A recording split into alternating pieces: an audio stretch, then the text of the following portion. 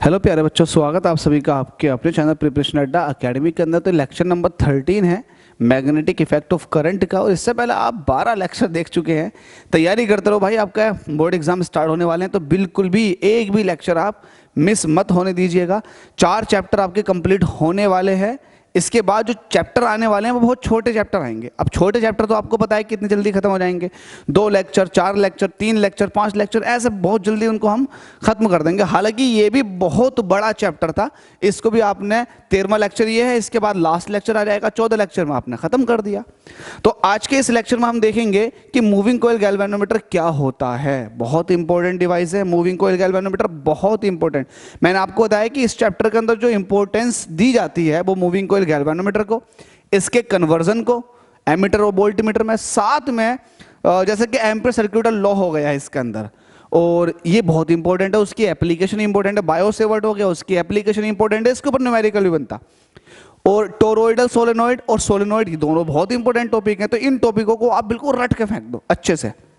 तो चलिए मैं रटवा दूंगा आपको, मैं श्योरिटी दे रहा हूं, रटवा दूंगा।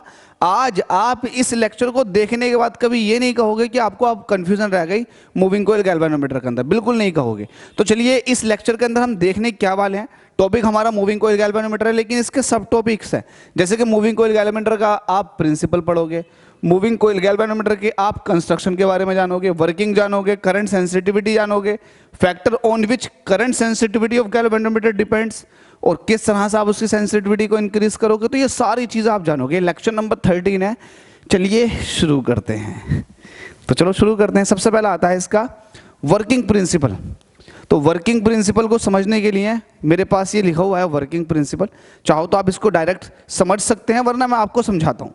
देखिए वर्किंग प्रिंसिपल बड़ा समझना बड़ा आसान है कि आपके पास एक कॉइल है, इस कॉइल को आपने किसी एक मैग्नेटिक फील्ड के अंदर रख दिया, ये नॉर्थ है ये साउथ है। अब इस कॉइल के अंदर आप करंट पास कराओ, जैसे ही करंट पास कराओगे इसके अंदर डिफ्लेक्शन आएगा, घूमेगी, रोटेट करेगी।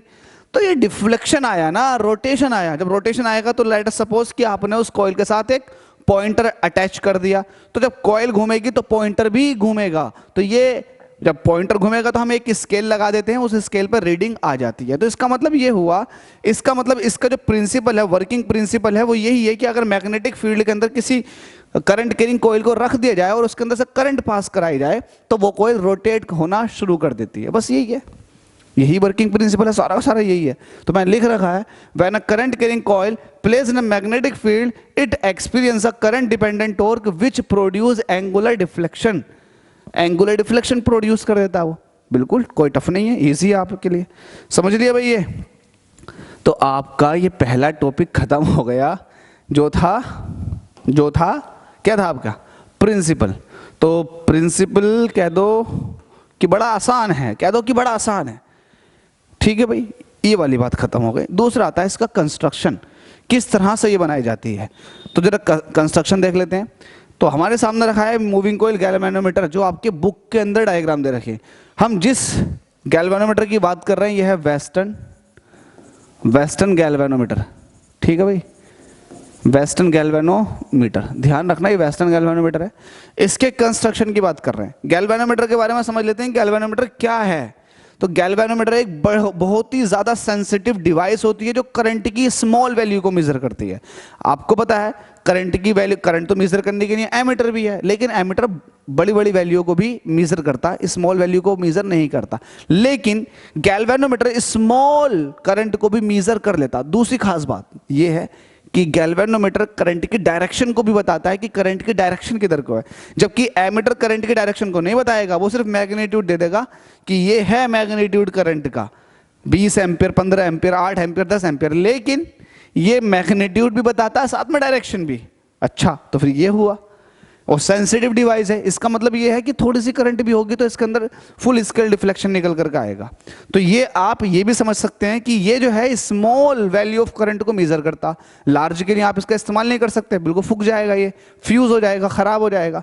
तो ये स्मॉल वैल्यू ऑफ करंट को मेजर करने के लिए इस्तेमाल किया जाता है। साथ में करंट की डायरेक्शन का भी पता लगाने के लिए इसका इस्तेमाल किया जाता है। तो इसके कंस्ट्रक्शन की बात कर लेते हैं। वेस्टर्न गैल्वेनोमीटर है, ये दोनों एक ही डायग्राम है, जरा समझने की कोशिश कीजिएगा। सबसे पहले इसकी शुरुआत करते हैं कि कॉइल्स है, यहां से शुरुआत कर लो, सब कुछ इसी के साथ जुड़ा हुआ है। आपको एक कॉइल रखनी है, मैग्नेटिक फील्ड में एक कॉइल रखनी है, तो कॉइल आपने रख दी। अब कॉइल डायरेक्ट नहीं रखते हो, आप एक फ्रेम लेते हो जो कि एल्यूमिनियम का होता है, तो एल्यूमिनियम के फ्रेम के ऊपर आप कॉपर की वाइंडिंग कर देते हो। एल्यूमिनियम की फ्रेम लिया आपने, कॉपर के उसके ऊपर वायर लपेट दिए, तो आपने उसको कहा कॉइल। ये आपकी कॉइल हो गई। फ्रेमिंग किसकी ली आपने? एल्यूमिनियम की। क्यों ली? क्योंकि एल्यूमिनियम बहुत ही ज़्यादा लाइट मेटल होता है, हल्का मेटल होता है। साथ में एक प्रॉपर्टी ये भी होती है कि ये नॉन मैग्नेटिक इन नेचर होता है। इट मीन्स मैग्नेटिक फील्ड में कोई भी अट्रैक्शन रिपल्शन नहीं लगाएगा, ठीक है, मैग्नेटाइज नहीं होगा। तो ये दूसरी प्रॉपर्टी की वजह से आपने एल्यूमिनियम का इस्तेमाल किया। तो एल्यूमिनियम के ऊपर आपने कॉपर की वाइंडिंग कर दी, या फिर किसी भी तार की आप वाइंडिंग कर सकते हो। तो वाइंडिंग करने के बाद ये आपकी कॉइल बनी। अब चूंकि आपके पास फ्रेम है एल्यूमिनियम की, तो इसके दो एंड भी होंगे, तो इन दोनों एंड को इसको बोलते हैं एक्सल। क्या बोलते हैं? एक्सल। तो ये जो एक्सल है ये किसके साथ कनेक्ट करते हैं? इसको हम करते हैं ज्वेल्ड बियरिंग के साथ कनेक्ट। किसके साथ? Jewelled bearing. ये जो एक्सल है किसके साथ कनेक्ट है? Jewelled bearing. अब ये इस तरह की हो गई कि आप इसको हल्के से घुमाओगे हाथ से तो घूमना शुरू कर देगी। मैग्नेटिक फील्ड हो या ना हो, आपने ज्वेल्ड बियरिंग के साथ कनेक्ट कर दिया। अब इसको हल्का सा घुमाओगे तो ये घूमनी शुरू कर देगी, क्योंकि बियरिंग्स के बीच में एक तरह की फ्रेम आ चुकी है। ठीक है, इतनी बात समझ में आ गई। अब हमें क्या करना है? हमें इसके अंदर करंट पास कराना। तो करंट पास कराने के लिए कुछ जुगाड़ करना पड़ेगा।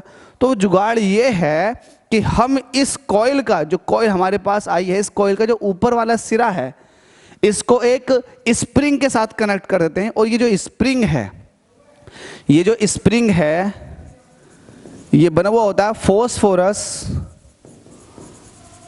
ब्रोंज का। किसका? फॉस्फोरस ब्रोंज का स्प्रिंग बना हुआ होता है। और इस स्प्रिंग को कहा गया है हेयर स्प्रिंग। क्या कहा गया है? Hair spring. एक्चुअल में यहां पर आपको स्प्रिंग दिख रहा है, लेकिन देखने की कोशिश नहीं कर रहे आप। ये स्प्रिंग है। इस स्प्रिंग को अगर जूम करके देखोगे तो ये कुछ इस तरह का दिखाई देगा। जबरदस्त। तो नीचे भी यही लगाया हुआ है और ऊपर भी यही लगाया हुआ। तो हम क्या करते हैं, जो कॉइल के दो एंड हैं, क्योंकि कॉइल के अंदर करंट पास कराओगे तो इसके जो दो सिरे हैं, जो हमारे वायर निकल कर आए हैं कॉइल से, इसको हम कनेक्ट कर देते हैं किसके साथ? हेयर स्प्रिंग के साथ, जो कि फॉस्फोरस ब्रोंज का बना हुआ होता है। तो यहां से भी आपने एक एंड कनेक्ट कर दिया स्प्रिंग का, किसके साथ? कॉइल के साथ। ऊपर भी आपने स्प्रिंग का एक एंड किसके साथ कनेक्ट कर दिया? कॉइल के साथ। अगर हम स्प्रिंगों को जोड़ दें किसी एक्सटर्नल करंट सोर्स है, तो स्प्रिंग के थ्रू करंट आ जाएगी किसके अंदर? कॉइल के अंदर, और कॉइल रोटेट होना शुरू हो जाएगी। तो इसका मतलब ये हुआ कि कहीं ना कहीं स्प्रिंग जो है वो इस पर्टिकुलर कॉइल की मोशन को कंट्रोल करेंगे, क्योंकि जैसे ही ये रोटेट होना शुरू होगी तो स्प्रिंग टाइट हो जाएंगे। जब टाइट हो जाएंगे तो एक लिमिट तक ही ये कॉइल घूम सकती है फिर। तो ये थोड़ा दिमाग लगाया गया कि स्प्रिंग से कनेक्ट कर दो। ये स्प्रिंग जो है वो फॉस्फोरस ब्रोंज के हैं, और इन स्प्रिंग के साथ जो अंदर वाले एंड हैं इस कॉइल के, वो जुड़े हुए हैं, सोल्डर हुए हैं। जुड़े का मतलब टांका लगा हुआ है। अब दूसरी बात क्या है, इस स्प्रिंग का दूसरा एंड भी तो कनेक्ट करोगे। बस ये वाली बात समझिएगा, इन दोनों स्प्रिंग के जो दूसरे एंड होते हैं, या फिर आप ये कह सकते हो ये स्प्रिंग का ये जो स्प्रिंग चिपका हुआ है या फिर लगा हुआ है, ये बाइंडिंग स्क्रू के साथ लगा हुआ होता है। बाइंडिंग स्क्रू के साथ स्प्रिंग लगा दिया जाता है, और इस स्प्रिंग का कनेक्शन किया जाता है कॉइल के साथ। कॉइल के साथ स्प्रिंग का कनेक्शन किया गया। ठीक है, तो सीधी सी बात आ गई आपको समझ में कि ये कॉइल है जो कि एल्यूमिनियम की फ्रेम के ऊपर है। इसका जो एक सिरा है वो बाइंडिंग स्क्रू तो बाद में बात करेंगे। फॉस्फोरस ब्रोंज की जो कॉइल है, जिसको हेयर स्प्रिंग कहते हैं, इसके अंदर लग गया। स्प्रिंग को जो कनेक्ट किया गया है वो कनेक्ट किया गया बाइंडिंग स्क्रू के साथ, बस वैसे ही नीचे किया गया। तो ये पूरा का पूरा सिस्टम आपको समझ में आ गया। अच्छा, जो स्प्रिंग का इस्तेमाल कर रहे हैं, क्यों कर रहे हैं? ताकि रीस्टोरिंग टॉर्क प्रोवाइड हो सके।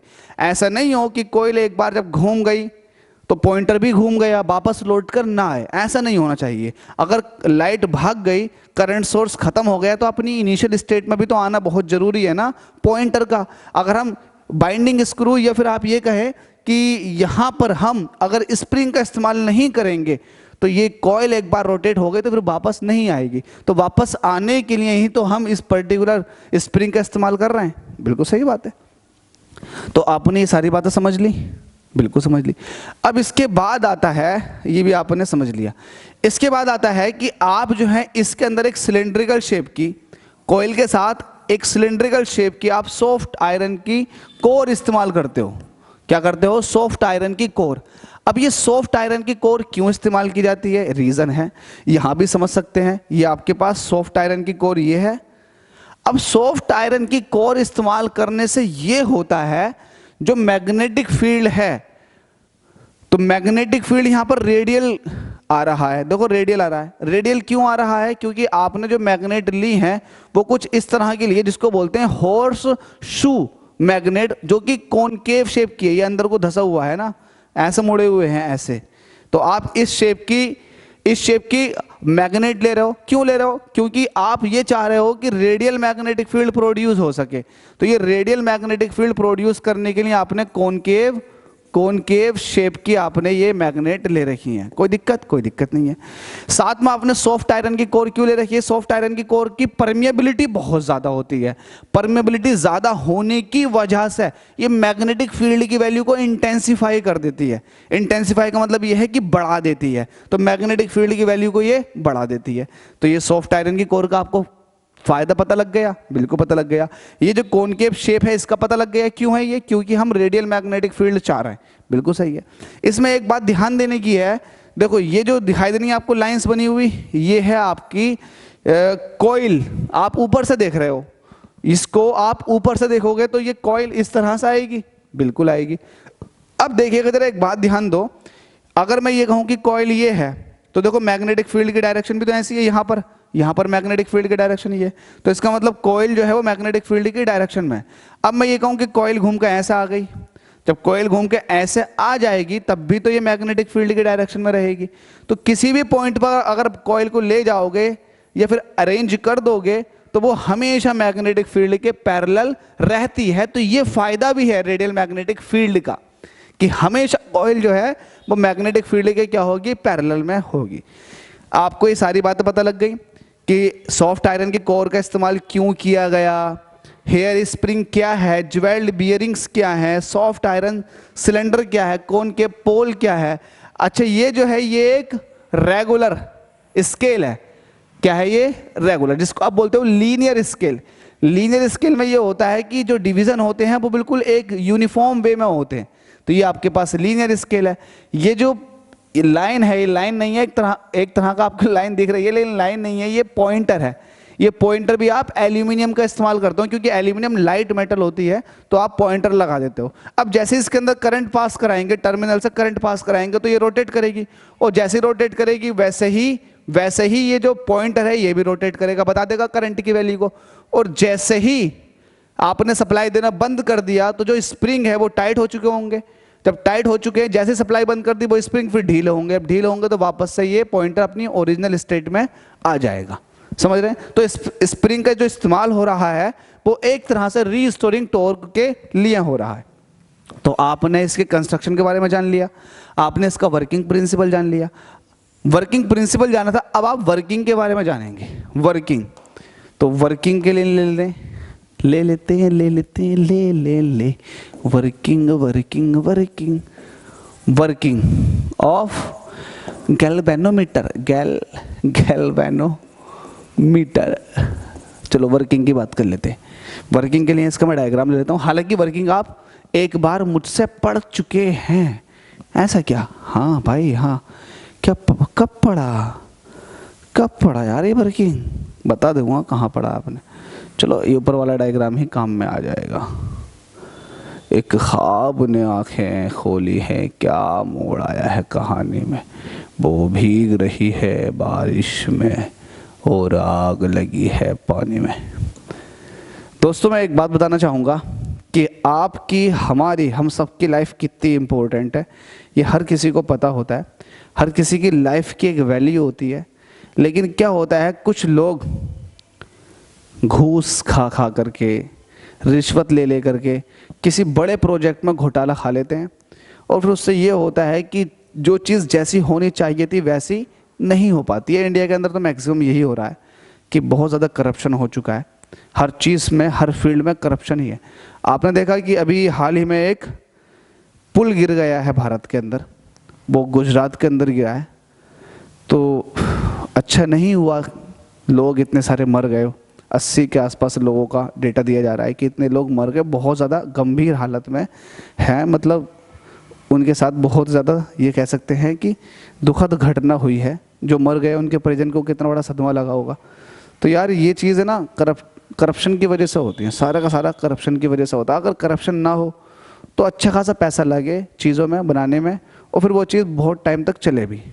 तो यार ये चीज़ हम लोगों को, आप लोगों को, सबको देखनी चाहिए, आवाज़ उठानी चाहिए कि यार ये सब चीज़ें क्यों होती हैं। ठीक है, हालांकि मैं कोई पॉलिटिकल व्यू से नहीं कह रहा हूँ, लोग बहुत सारे मर गए हैं तो मुझे उनका बहुत अफसोस हुआ, वो मुझे इस बात पर भी गुस्सा आया कि यार ये चीज़ें एकदम से कैसे हो जाती हैं। अब वो मुझे नहीं पता किसने बनवाया, कब बनवाया, कैसे बनवाया, क्या हुआ, लेकिन जो भी है ना, लॉ एंड ऑर्डर है या फिर गवर्नमेंट जो चल रही है वो इन सब चीज़ों की निगरानी करे। जैसे कि आप ये देखेंगे जो पुराने हमारी धरोहर हैं, आप जा कर के देखेंगे उनका बिल्कुल खंडर बन चुका, कोई देख रेख नहीं है। तो उससे ये है कि यार कहीं ना कहीं हम अपनी धरोहरों को ख़त्म कर रहे हैं।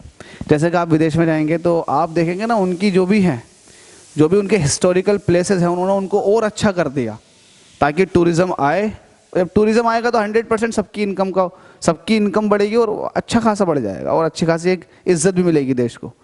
तो अगर ऐसे ही हमारे देश में जितने भी किले हैं, महाराजाओं के किले हैं, उनको अच्छे से किया जाए तो कितना अच्छा हो जाएगा। इसी तरह से जितने भी ब्रिज बनते हैं ये, तो ब्रिजों को, हमारे यहाँ पर भी एक ब्रिज ऐसा है जिसकी हालत बहुत ख़राब है, लेकिन उसको भी ये बता दिया गया इंजीनियर्स के थ्रू कि यार ये जो है अभी 20 साल और चल जाएगा, जबकि हालत उसकी ऐसी है कि देख कर डर लगता। तो पता नहीं क्यों ध्यान नहीं देते लोग, इतना पैसा कमा करके या फिर है ना जनता का इतना पैसा खा करके क्या करेंगे, सब कुछ तो यहीं रह जाना, तो कुछ जनता के लिए अच्छा कर जाओ यार। वर्किंग ऑफ गैल्वेनोमीटर की बात कर रहे हैं, हालांकि आपने सब कुछ पढ़ा हुआ है, अगर आपने नहीं पढ़ा तो आप जाकर चेक कर लें टॉर्क रेक्टेंगुलर कॉइल में किस तरह से प्रोड्यूस होता है, वो आप जाकर देख सकते हैं। उसकी एक मैंने अलग सेपरेट लेक्चर वीडियो बना रखी है, उसको देख लो। अगर आपने देख रखी तो आपकी समझ में आ जाएगा। तो यहाँ पर कुछ बातें हैं, बातें ये है कि PQRS ये एक रेक्टेंगुलर कॉइल है जो एक मैग्नेटिक फील्ड में रखी हुई है। मैग्नेटिक फील्ड की डायरेक्शन ये है, ठीक है। इस पर्टिकुलर कॉइल के अंदर से I एम्पेयर की करंट निकल के जा रही है। इसकी लेंथ B है, चौड़ाई A है, ठीक है। ये सब बातें हैं। और इस पर्टिकुलर कॉइल का जो नॉर्मल है वो मैग्नेटिक फील्ड के साथ, मैग्नेटिक फील्ड इस तरफ को होगा तो मैग्नेटिक फील्ड के साथ थीटा एंगल बना रखा, ठीक है भाई। अगर बात करोगे कि डायपोल मोमेंट किधर को है, तो डायपोल मोमेंट होता है सरफेस के परपेंडिकुलर होता है। इसको स्मॉल m से दिखाते हैं कि डायपोल मोमेंट भी उधर को ही होता है, इधर को नॉर्मल होता है। ये वाली बात है। अब जरा एक बात ध्यान दो, according to Fleming left hand rule, जो ये आर्म है इसमें जो फोर्स लग रहा होगा वो किधर को लग रहा होगा, मैग्नेटिक फील्ड, करंट, तो फोर्स कहाँ को लगा, नीचे की तरफ को। मैग्नेटिक फील्ड में ये रखो, करंट में ये रखो, फोर्स नीचे की तरफ को। फ्लेमिंग लेफ्ट हैंड रूल मैं लगाता नहीं हूँ, राइट हैंड पाम रूल लगाता हूँ। मैग्नेटिक फील्ड की डायरेक्शन में, करंट के डायरेक्शन में फोर्स नीचे को लगा। तो ये वाली आर्म जो है जिसको आप कह रहे हो SP, ये नीचे की तरफ को डाउनवर्ड फोर्स एक्सपीरियंस कर रही है, जबकि ये वाली साइड जो है ये अपवर्ड फोर्स एक्सपीरियंस करेगी। तो ज़्यादा कुछ बताने का नहीं है। तो दो इक्वल और अपोजिट फोर्स हो गए जिसकी वजह से टॉर्क आ जाएगा। अब सवाल ये है कि जो ये वाली आर्म है जिसको आप PQ कह रहे हो और RS कह रहे हो, इसके अंदर भी तो फोर्स लग रहा होगा। तो जो इनके अंदर फोर्स आते हैं वो कुछ इस तरीके से आते हैं, को लीनियर है, एंटी पैरेलल है, इक्वल मैग्नीट्यूड में, जिसकी वजह से इन दोनों का नेट रिजल्टेंट 0 आ जाता। तो जो ओवरऑल फोर्स होते हैं ये हैं F2 और F4, ये डोमिनेट करते हैं और टॉर्क प्रोड्यूस करवाते हैं। टॉर्क की वैल्यू निकालो, टॉर्क क्या हो जाएगा, बिल साइन थीटा, क्योंकि किसी करंट कैरिंग कंडक्टर के अंदर जो फोर्स होता है उसका फॉर्मूला होता है BIL साइन थीटा। अब थीटा ये वो एंगल है जो इस करंट कैरिंग कंडक्टर और मैग्नेटिक फील्ड के बीच में, करंट कैरिंग कंडक्टर ऐसा है, मैग्नेटिक फील्ड ऐसा, तो 90 डिग्री हो गया, तो इसको हम छोड़ देंगे, सीधा बिल लिखेंगे। 90 की वैल्यू 1 होती है। B मतलब मैग्नेटिक फील्ड, I मतलब करंट और L मतलब लेंथ। इसकी लेंथ कितनी है, क्योंकि इसकी बात कर रहे हो, इसमें और इसमें equal magnitude but direction opposite, magnetic field लग रहा है सेम डायरेक्शन है, फोर्स की डायरेक्शन अपोजिट, इसमें ऊपर की तरफ को तो इसमें नीचे की तरफ को। तो हम किसी भी एक साइड में निकाल लेते हैं और आपका काम बन जाएगा। फिलहाल हम टॉर्क निकाल रहे हैं। टॉर्क के लिए क्या होता है, फोर्स इंटू परपेंडिकुलर डिस्टेंस होता है। तो हम लिखेंगे टॉर्क के लिए फोर्स इंटू परपेंडिकुलर डिस्टेंस। मैं इसको यहाँ जल्दी जल्दी इसलिए निकाल रहा हूँ क्योंकि ये हम स्पेशली इसको हम पीछे पढ़ चुके हैं।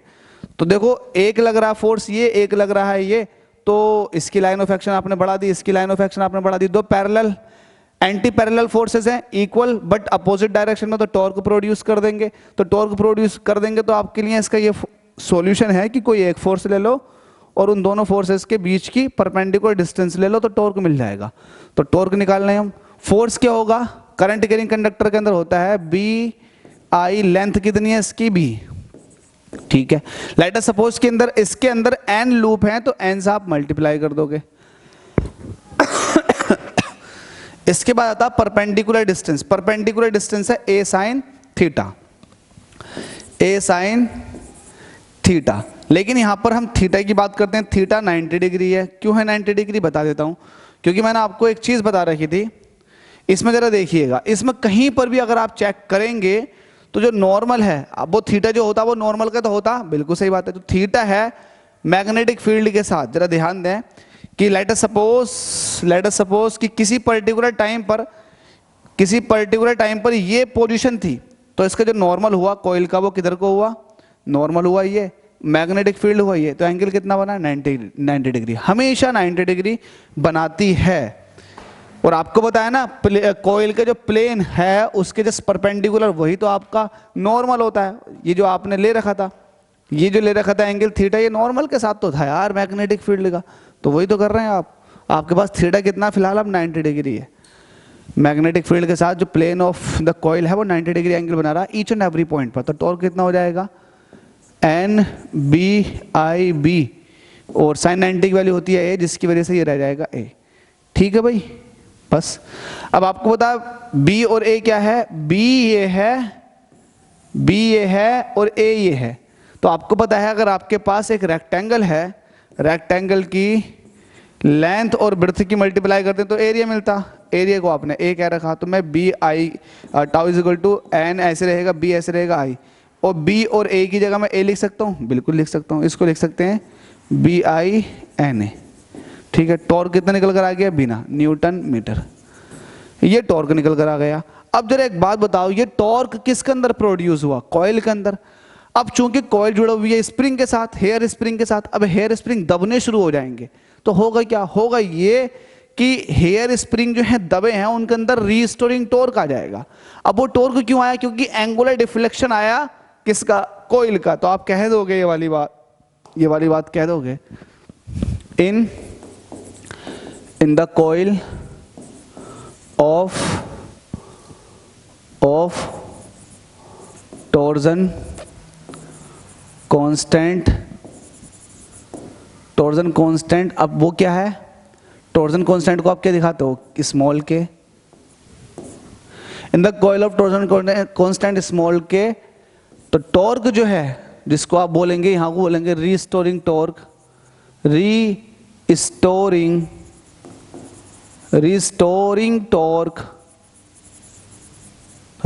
टॉर्क वो किसके डायरेक्टली प्रोपोर्शनल होगा, अल्फा के। अब ये अल्फा क्या है, ये अल्फा एंगुलर डिफ्लेक्शन है। किसका एंगुलर डिफ्लेक्शन है, पॉइंटर का। अब पॉइंटर किसके साथ कनेक्ट है, कॉइल के साथ। तो इसका मतलब ये है कि कॉइल जितनी रोटेट करके गई है, जितनी रोटेट करके गई है उतना एंगुलर डिफ्लेक्शन हो गया होगा और उतना ही रीस्टोरिंग टॉर्क डेवलप हो चुका होगा। बिल्कुल सही है। तो टॉर्क जो है ये टॉर्क ना हो करके रीस्टोरिंग टॉर्क है, वो किसके डायरेक्टली प्रोपोर्शनल है, एंगुलर डिफ्लेक्शन के।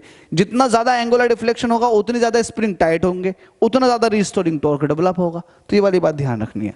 इसको हटाते हैं, इस प्रोपोर्शनैलिटी के साइन को हटाओ, इक्वल लगाओ, स्मॉल के आया था और अल्फा, ठीक है। तो यहां पर जो स्मॉल के है, हेयर स्मॉल के is the torsion constant of spring. अब ये होता क्या है, टॉर्जन कांस्टेंट। टॉर्जन कांस्टेंट क्या होता है, अगर आप के को निकालोगे तो आप टाउ अपॉन अल्फा कह दोगे, अल्फा को आप 1 ले लोगे। तो इसका मतलब ये जो होता है, ये होता है एक तरह का restoring torque produced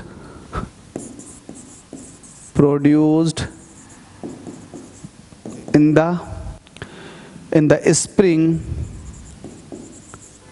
for unit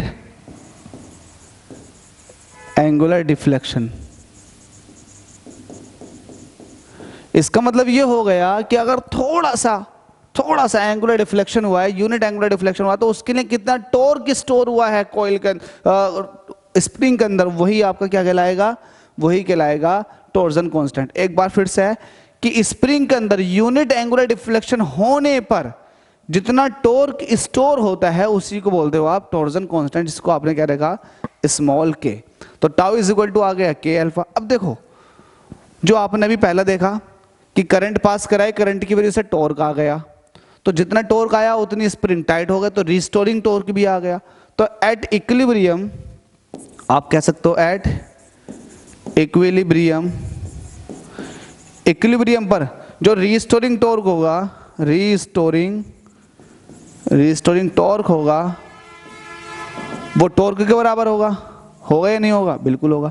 restoring torque क्या है आपके पास, के अल्फा। ये किसके बराबर होगा, टॉर्क के। टॉर्क क्या था आपके पास, बीना। क्या था आपके पास, बीना। तो यहां से आप निकालो, क्या निकालोगे, alpha is equal to B I N A upon small k. इसको और सही करके लिख सकते हो, B N A upon small k, और आई आप निकाल कर रख दो अलग।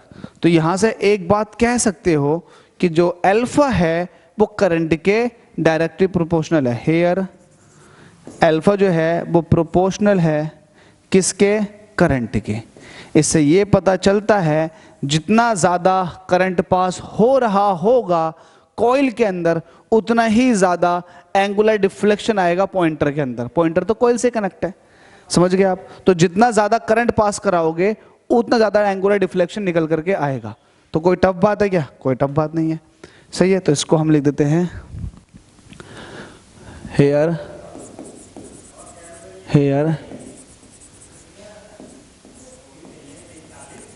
Angular deflection is directly proportional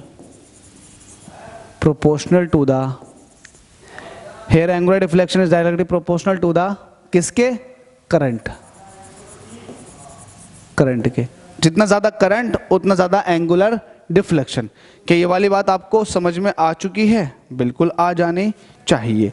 तो यहां से आप I की वैल्यू निकालोगे, यहां से आप I की वैल्यू निकालोगे तो आपके पास क्या निकल कर आया, ये जब आप यहां से I की वैल्यू निकालोगे तो अल्फा अपॉन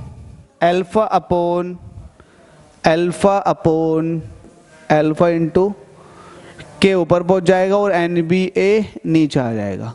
तो यही तो है, I is equal to alpha k upon NBA। यहां पर लिखेंगे here k upon NBA is equal to G, और ये क्या है, galvanometer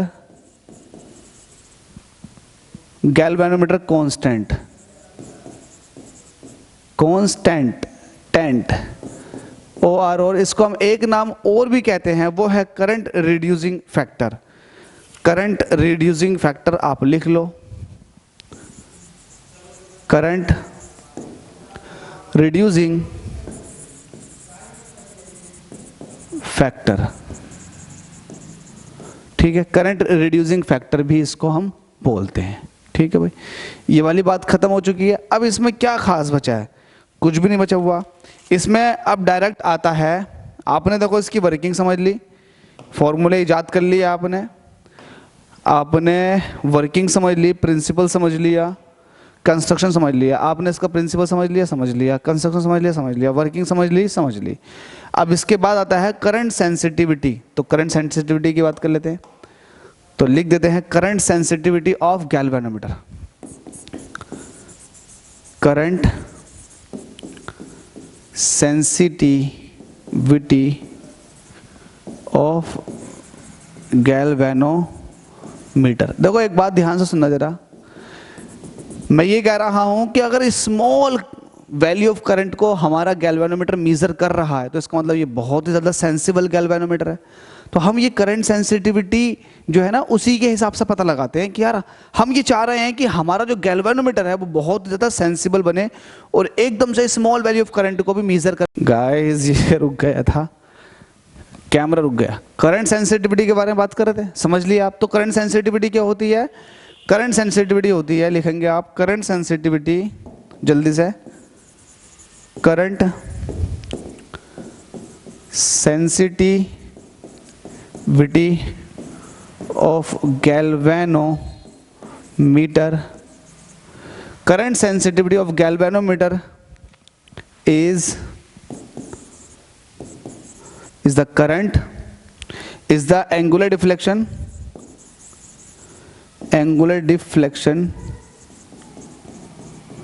is the angular deflection produced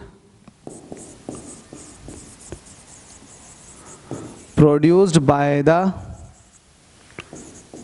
unit value of current। Current की यूनिट वैल्यू पर मैंने क्या लिखा? Current sensitivity of galvanometer is the angular deflection produced by the unit value of current. मतलब बहुत थोड़ी वैल्यू ऑफ करंट पर कितना डिफ्लेक्शन आया, तो जितना ज्यादा डिफ्लेक्शन आएगा हमारा गैल्वेनोमीटर उतना ही ज्यादा सेंसिटिव होगा। तो यहां वही बात चल रही है, इट मींस करंट सेंसिटिविटी को IS कहते हैं, ये अल्फा अपॉन I हो चुका है।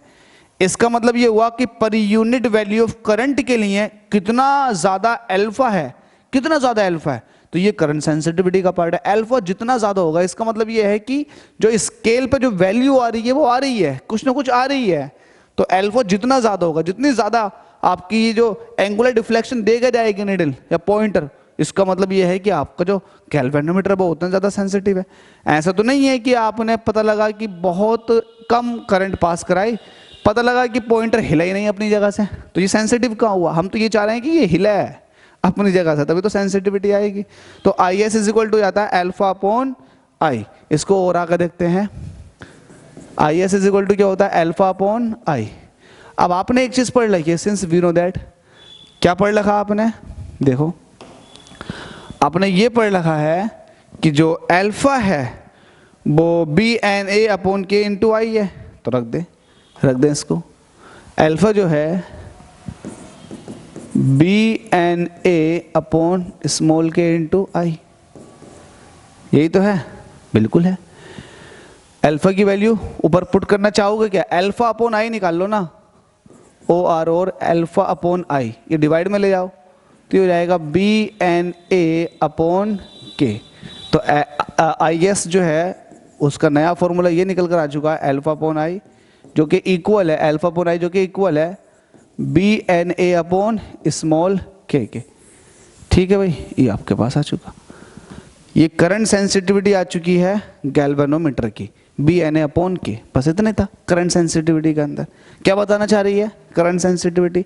वो ये बताना चाह रही है कि बहुत छोटी वैल्यू ऑफ करंट के लिए भी फुल स्केल डिफ्लेक्शन आना चाहिए गैल्वेनोमीटर के अंदर। अगर ऐसा हुआ तो सेंसिटिव है, नहीं हुआ तो नहीं है। तो इसी के बाद हमारा जो टॉपिक आता है वो यही आता है कि सेंसिटिविटी ऑफ गैल्वेनोमीटर किन चीजों पर डिपेंड कर रही है, किन पर डिपेंड कर रही है कि अगर ऐसा हुआ तो सेंसिटिव होगा गैल्वेनोमीटर, अदरवाइज नहीं। तो ये अगला टॉपिक का पार्ट है, sensitivity of galvanometer depends on the following factors. कौन कौन से फैक्टर है? पहला फैक्टर जिसके ऊपर सेंसिटिविटी ऑफ गैल्वेनोमीटर डिपेंड कर रही है वो पहला फैक्टर क्या है? ये बी के डायरेक्टिव, बी पर डिपेंड कर रही है। पहला फैक्टर है बी पर डिपेंड करती है। दूसरा फैक्टर है कि ये एन पर डिपेंड करती है। तीसरा फैक्टर है कि ये ए पर डिपेंड करती है। और चौथा फैक्टर है कि ये के पर भी डिपेंड करती है। तो जो डिपेंडेंसी है वो बी पर है, एन पर है, ए पर है और के पर है। डिपेंड तो इन पर कर रही है करंट सेंसिटिविटी या फिर करंट सेंसिटिविटी लिखोगे ना तो और ज्यादा अच्छा लगेगा। Current sensitivity of galvanometer depends on the following factors. पहला है मैग्नेटिक फील्ड पर डिपेंड कर रही है, दूसरा है नंबर ऑफ टर्न पर डिपेंड कर रही है कि कॉइल के अंदर आपने कितने टर्न ले रखे हैं, दूसरा है area of the coil, coil का एरिया पे डिपेंड कर रही है। अब ये किस तरह से डिपेंड कर रही है वो अलग बात है, एरिया पे डिपेंड कर रही है कॉइल के, और साथ में है के टॉर्सन कांस्टेंट पर भी डिपेंड कर रही है। तो ये इन चार चीजों पर डिपेंड कर रही है, आपको ध्यान रखना है। आपके लिए जो वन वर्ड आंसर्स देना है, वेरी शॉर्ट क्वेश्चन तो वो वही यहीं से निकलते हैं, तो इसलिए आपको ये अच्छे से ध्यान देना है। हमारे पास टॉपिक क्या थे, हमारे पास ये थे कि प्रिंसिपल क्या है हमने पढ़ लिया, कंस्ट्रक्शन क्या हमने पढ़ लिया, वर्किंग क्या हमने पढ़ लिया, करंट सेंसिटिविटी क्या हमने पढ़ लिया, factor on which current sensitivity of galvanometer depends ये भी आपने जान लिया। अब सवाल यह आता है how to increase the sensitivity of galvanometer, galvanometer की सेंसिटिविटी को कैसे इंक्रीज करोगे। तो बड़े मजेदार टॉपिक हो गया, बड़ा मजेदार हो गया, तो इसको लिखेंगे हम आगे। How to increase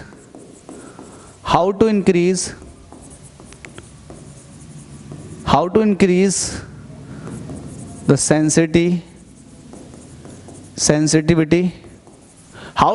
sensitivity of galvanometer. कैसे करोगे भाई आप सेंसिटिविटी को, तो आपको पता लग जाएगा। आपके पास क्या था, I S is equal to alpha upon I, जिसकी वैल्यू थी क्या थी, N B A upon small k. जरा ध्यान दो मेरी बात पे। पहली बात तो यह है कि जो करंट सेंसिटिविटी है वो नंबर ऑफ टर्न के डायरेक्टली प्रोपोर्शनल है। तो इसका मतलब ये है जितने ज्यादा नंबर ऑफ टर्न आपकी कॉइल के अंदर होंगे उतनी ही ज्यादा सेंसिटिविटी ऑफ गैल्वेनोमीटर होगी। लेकिन इसमें भी एक कंडीशन है, ऐसा ना हो कि आप तार लपेटते इतनी मोटी कॉइल कर लें। ऐसा तो नहीं है ना, ऐसा तो नहीं करोगे ना कि आपको तो बहुत सेंसिटिविटी करनी है, आपको तो बहुत हाई सेंसिटिविटी कर देनी है, और आपने लपेटते इतना मोटे आपने कॉइल बना ली तार लपेटते। तो भाई ऐसा भी नहीं होना चाहिए। एक लिमिट तक, बियॉन्ड द लिमिट आपको नंबर ऑफ टर्न इंक्रीज करने हैं ताकि जो कॉइल है वो बल्की ना हो सके, बड़ी ना हो सके। तो आप ये कह सकते हो कि इंक्रीज करना, हम कह रहे हैं ना हाउ टू इंक्रीज, तो इंक्रीज करने के लिए तो हम पहले लिखेंगे if we increase the numbers of turns in the coil beyond the limit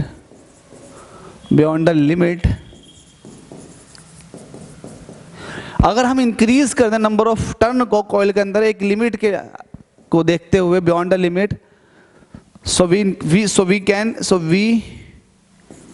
can increase the sensitivity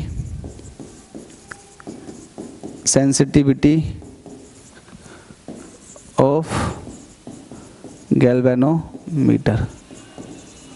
मैंने क्या लिखा, if we increase the numbers of turn in the coil beyond the limit, so we can increase the sensitivity of galvanometer। सीधी सी बात है। दूसरा point क्या है, second point क्या है, सेकंड पॉइंट ये है कि आपको नंबर ऑफ टर्न तो आपने बढ़ा दिए, अब बी भी आपको बढ़ाना पड़ेगा, सीधे सीधे प्रोपोर्शनल है। आप कहोगे I S proportional to B, so to increase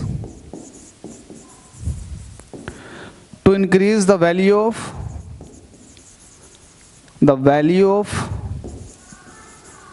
magnetic field, so गलत हो गया, इसको ऐसे लिखो, if we increase the value of magnetic field, if B increases, ऐसे लिख दो यार, if B increases then sensitivity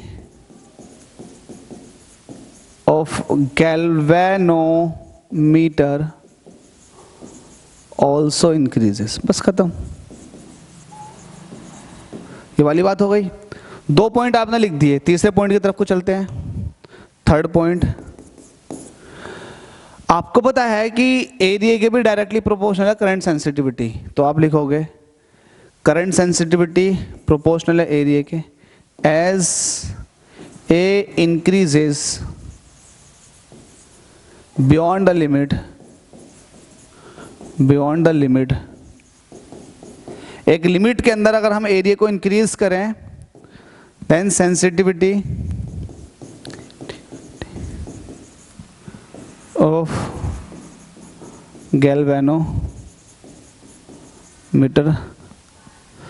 मैंने क्या लिखा, I S proportional to as A increases beyond the limit sensitivity of galvanometer also increases. ठीक है, तो अगर हम एक लिमिट के भीतर एरिया को बढ़ाते चले जाएं कॉइल के तो सेंसिटिविटी को हम ज़्यादा कर लेंगे, लेकिन लिमिट के अंदर। ऐसा ना हो कि आपने इतना बड़ा कॉइल ले ली फिर आप कह रहे हैं कि वो मेरा गैल्वेनोमीटर, मेरा गैल्वेनोमीटर, नहीं, ऐसा नहीं होना चाहिए। ठीक है भाई, इसके बाद आता है फोर्थ पॉइंट, कलर चेंज हो जाओ कमीने। फोर्थ पॉइंट है आपका के जो है वो इन्वर्सली प्रोपोर्शनल है आई एस के। तो आप ये वाली बात लिखोगे कि आई एस जो है वो इन्वर्सली प्रोपोर्शनल है। इन्वर्सली प्रोपोर्शनल दिखा दे, क्या बन जाता तुझसे ये, और तूने क्या बना दिया, ये फिर से चूहा बना दिया। I S inversely proportional to small के।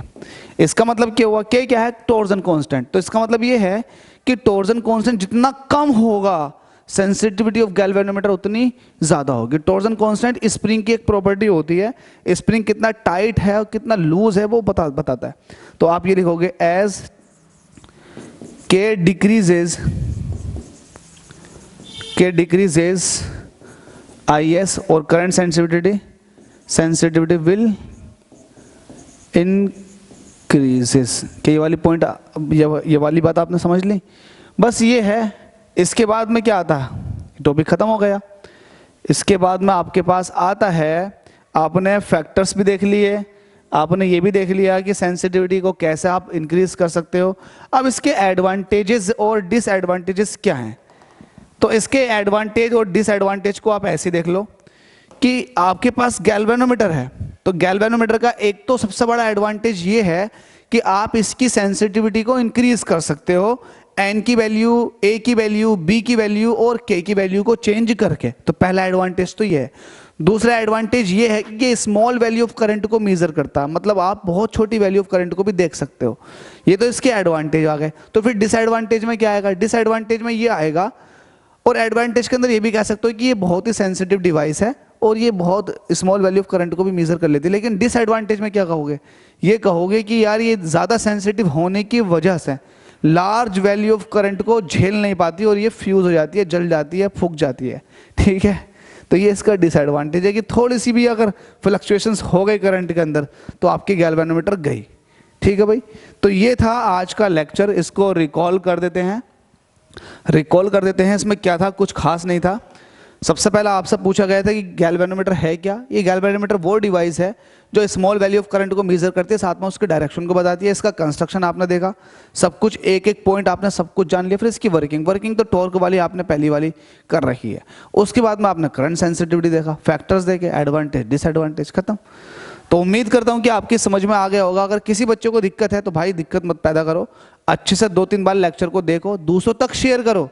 यार अपने छोटे से भाई को इसको पॉपुलर बनाने की कोशिश करो, ये आपके हाथ में है, क्योंकि सब कुछ आप ही हैं। अगर आप शेयर करेंगे तो ही कुछ हो पाएगा। ठीक है, दूसरी बात ये है कि अब इसके बाद जो लेक्चर आएगा वो लास्ट लेक्चर होगा इस पर्टिकुलर चैप्टर का। तो चैप्टर लगभग खत्म हो चुका है, लगभग क्या इसको कहेंगे खत्म ही हो गया। थैंक यू सो मच आप सभी के प्यार और सपोर्ट के लिए। Thank you.